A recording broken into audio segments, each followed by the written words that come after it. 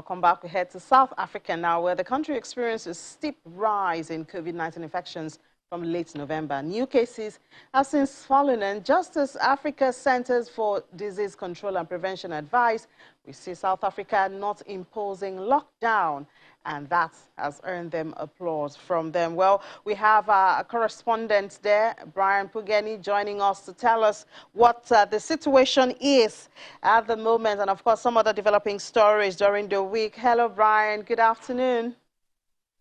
Good afternoon, Nini. Thanks for having me. Good to have you. So what's the situation now with the new cases and the issue with hospitalization?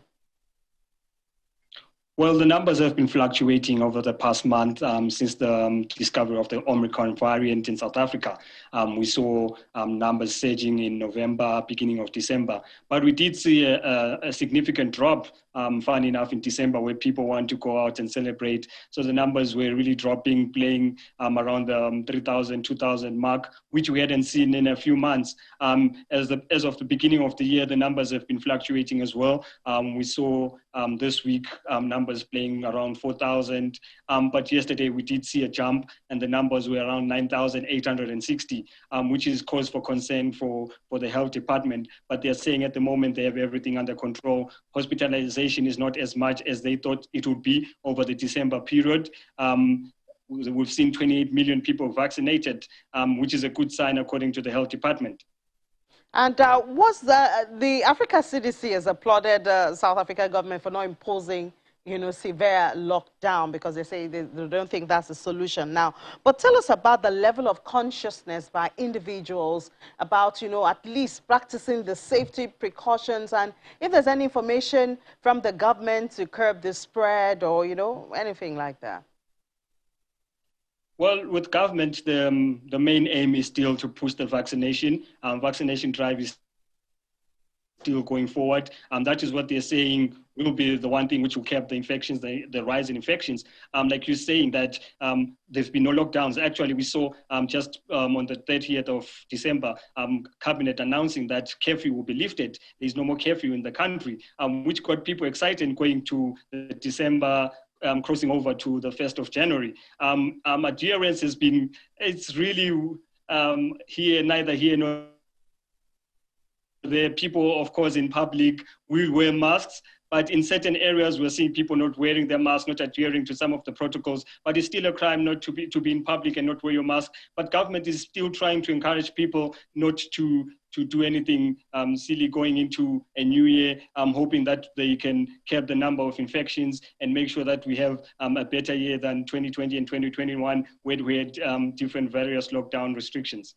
Yeah, talking about lifting of restrictions, we see some travel restrictions lifted, the UK and some other countries. How is the aviation industry? Is it recovering? Has it started reacting to this lifting? Well, the aviation industry is slowly recovering from the ban which we saw from the UK and European countries late November. They did say they lost a lot of money during that time, over hundreds of millions of rands lost from cancellations from people who wanted to come to South Africa from various destinations in Europe over the December period. But right now they are really saying that actually the peak time for tourists in South Africa coming from Europe is end of January, beginning of February. That's summertime this side.